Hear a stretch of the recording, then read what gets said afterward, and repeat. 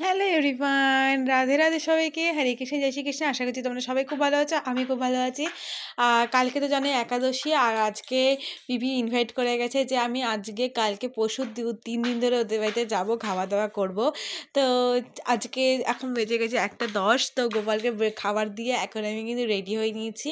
আমি এই নাইটি পরেই চলে যাব। এই যে আমার জবের জব করতে করতে যাব। আর এই যে গোপুর সঙ্গে খেতে দিয়ে দিয়েছি, দেখতেই পাচ্ছ। চিড়ে, কলা আর বাতাসা দিয়ে, জল দিয়ে এখনই ভোগ প্রসাদ দিলাম, খাবার দিলাম। আর এদিকে দেখতে পাচ্ছ ধূপকাঠি দিয়ে আরতিও করে দিয়েছি। তো চলো এবার বেরিয়ে যাওয়া যাক, দেখি ওখানে কী খাওয়া দাওয়া হয়। তো শেয়ার করবো তোমাদের সাথে, দেখতে থাকো তোমরা। দেখতেই পেলে আমি কিন্তু বাড়ি থেকে বেরিয়ে একদম সোজা বিবি বাড়িতে চলে এসেছি। এসে বসেছিলাম, বসে বসে কী করবো, জব করছিলাম। এইদিকে দেখো আমার খাওয়ার জন্য গ্লাস, জলের বোতল, আসন সব গুছিয়ে রেখেছে। আর এদিকে কিন্তু আমি বসে বসে জব করছিলাম আমি এই ডিজিটাল জিনিসটা দিয়ে, যেটা আমি তোমাদের আগেও ভিডিওতে দেখেছি। আমি মিশো থেকে এটা পারচেস করেছিলাম। তো যাই হোক, এই রাধাকৃষ্ণ করতে করতেই যেন আমার জীবন মুক্তি পায়।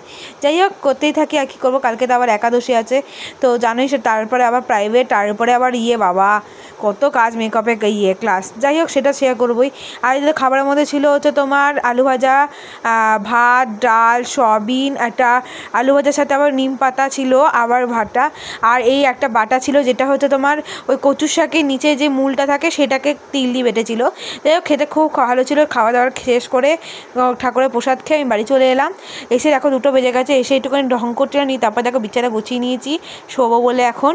তো চলো এবার শোবো, ফ্রেশ হয়ে নেওয়া হয়েছে, তো শোবো এবার। তো আমার গোবর সঙ্গে কেমন লাগছে জানি, ভালো লাগলে লাইক, কমেন্ট, শেয়ার, সাবস্ক্রাইব বলে করে দিই। এখন টাটা, গুড আফটারনুন সবাইকে, রাতে।